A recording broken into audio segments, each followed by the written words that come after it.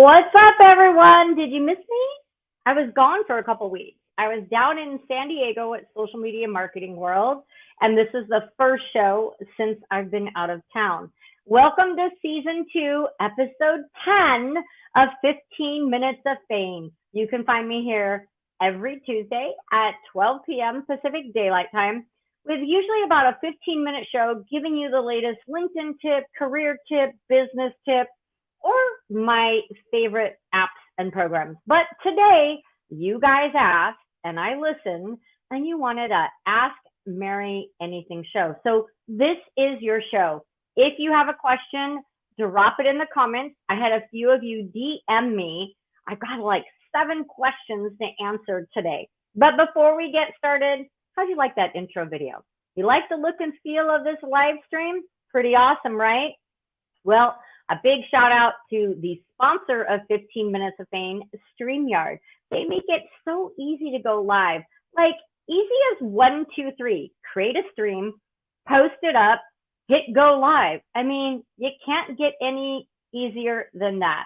I'll drop my link to StreamYard. I am an affiliate. I might get coffee or a couple dollars. I'll drop my link in the comments after the show. And if you're interested in leveling up your stream, let me know, sign up. I'll give you a free 15-minute tutorial because I love this platform so very much. Now, I see Christine Smith was joining us. She's checking in from Oregon. Ooh, how's the weather up there? It's pretty gloomy here in Arizona today. Like, I'm really surprised how gloomy it is. It's very, very gloomy. So let's check over on LinkedIn, see what's going on. So today I'm just answering your questions. I've got some of my most asked questions, and then some of you DM me with other questions. So let me just get started.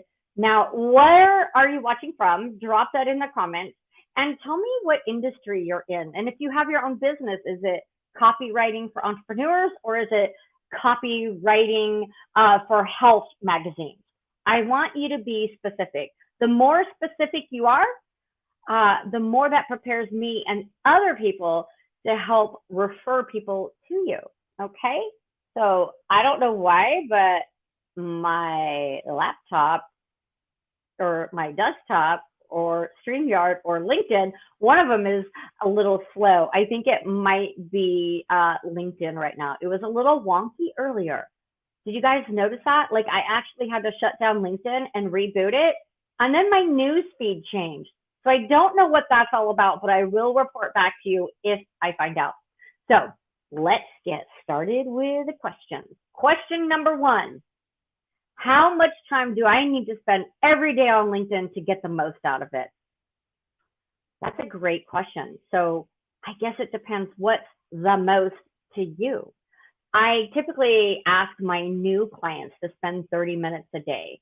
You know, browsing the news feed, taking a pulse of what's going on with your connections in your community, and then engaging on other posts, commenting and liking, and starting that conversation in the comments. That's what I love to see happen. When you comment, you know, that brings your name top of mind, and tip of tongue to the people that you're commenting on their posts because your name shows and your title, or at least part of your title. So 30 minutes a day, adding new connections, commenting, and then of course you should be creating your own content. And so that might look like an hour a day once you really get into the thick of things, like once you get your rhythm down. And the funny thing is, most people say, Mary, I don't have 30 minutes a day. I'm running a business, I have a family, I'm trying to get to the gym. Everybody has 30 minutes a day, even myself. Because if we get off the Facebook rabbit hole, the Instagram reel rabbit hole, or just don't turn Netflix on for 30 minutes later in the day, then you can find that 30 minutes.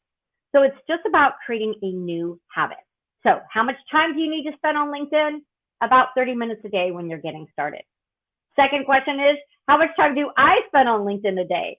Well, because I'm a trainer, speaker, and consultant for LinkedIn or about LinkedIn, I usually spend probably 3 hours a day on LinkedIn.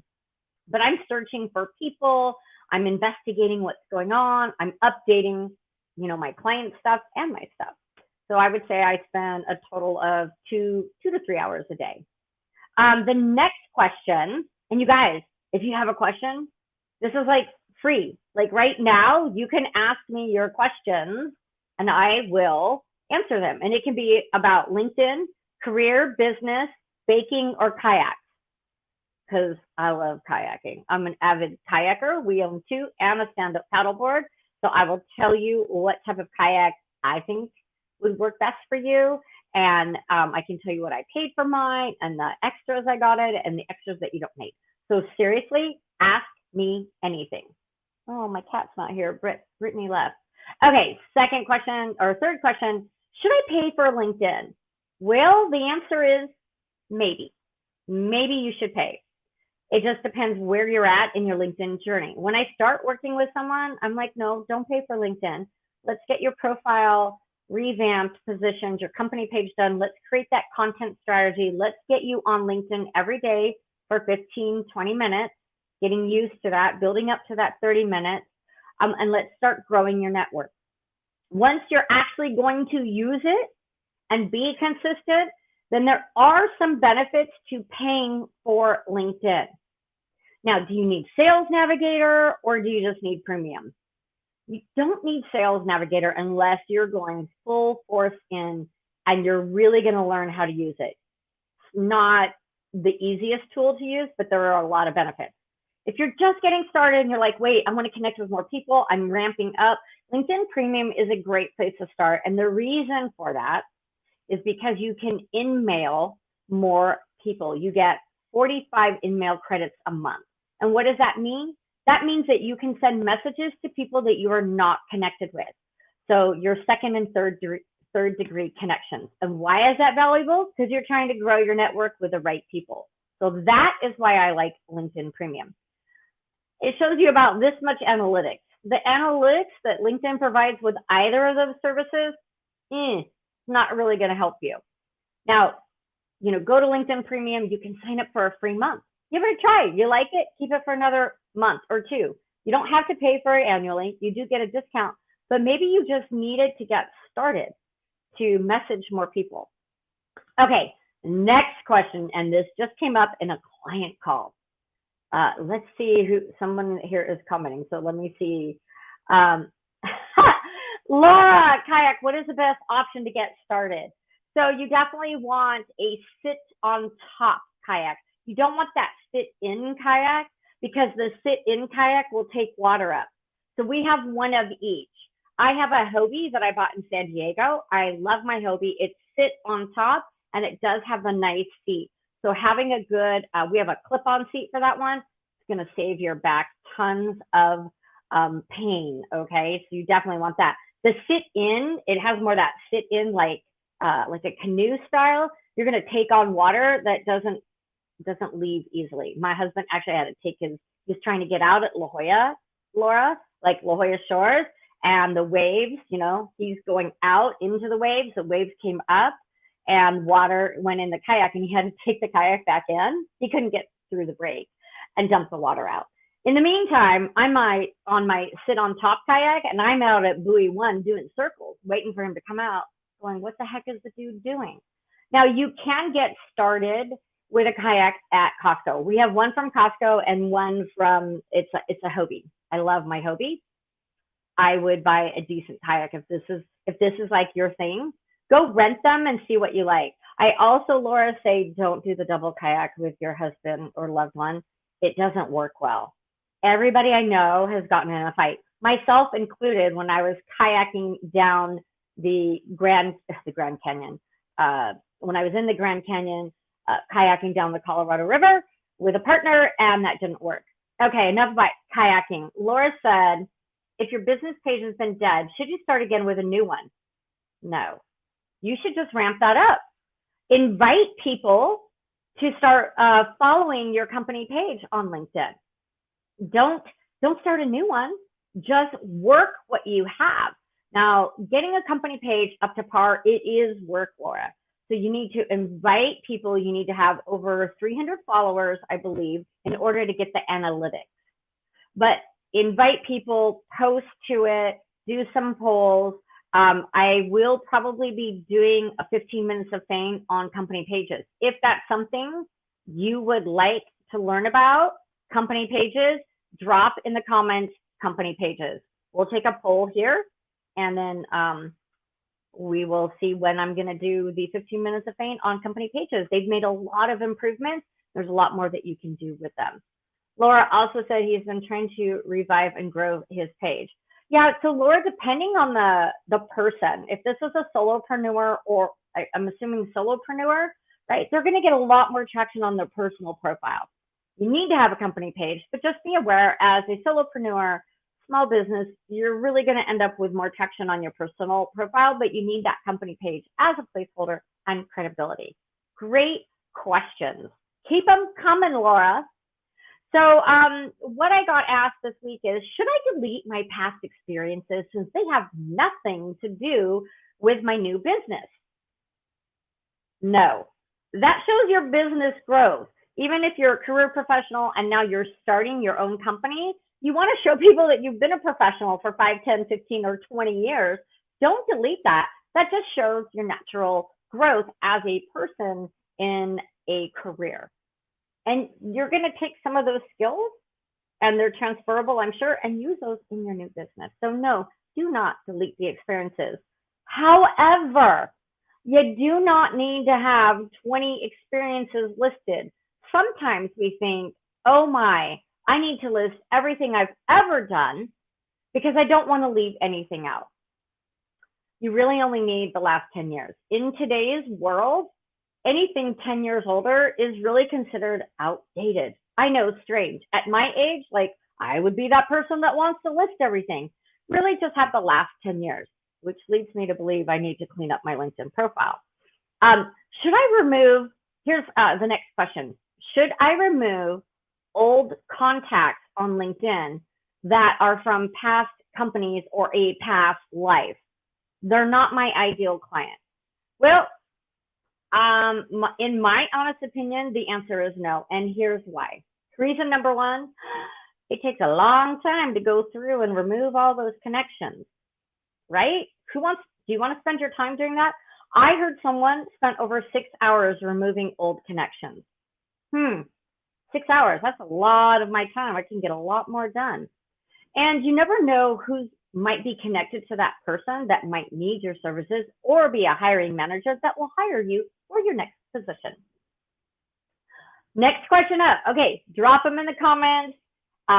Christine, do you have any questions? Lisa, do you have any questions? Shelly, I see you over there.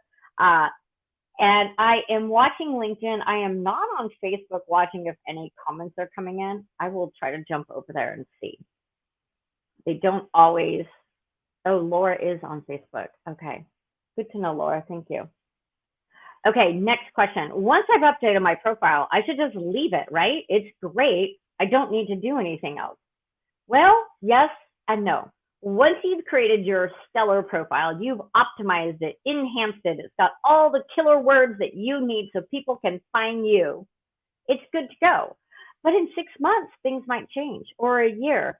I tell everyone that at least annually, you should go in, update, refresh your profile, add new credentials, certifications, conferences that you've attended. Maybe there's a certification, and just look at it again. What has changed? Have you learned a new skill set? Is a skill set listed one that you're not doing anymore, or you don't want to do anymore? Then remove that.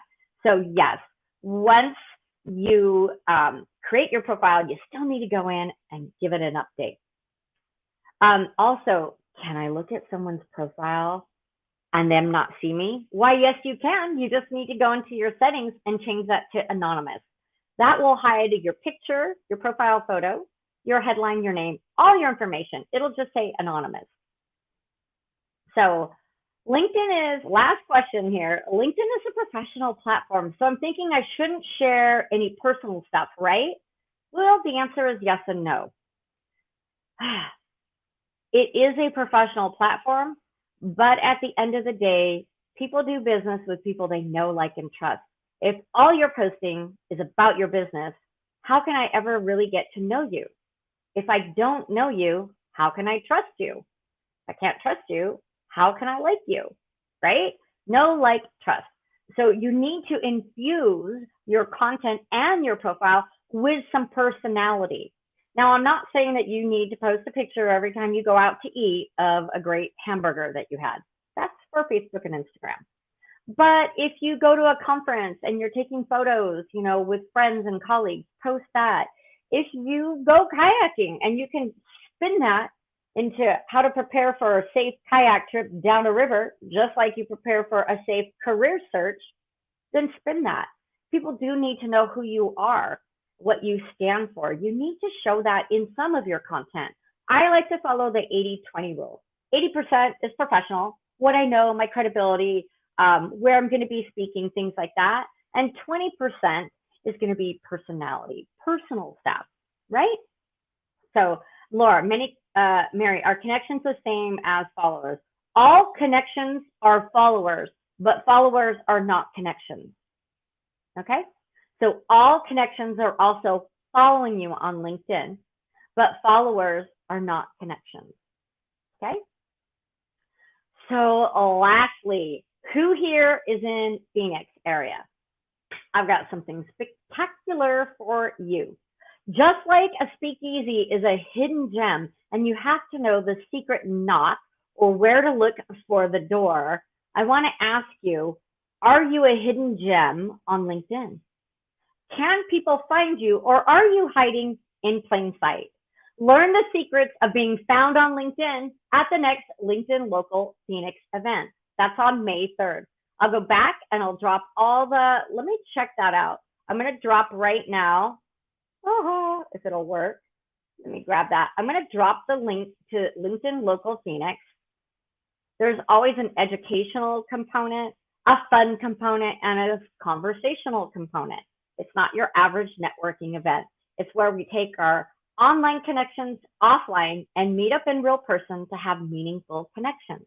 And I'll be giving a 20-minute talk on how to get found on LinkedIn. You're not going to want to miss this because it's basically free training.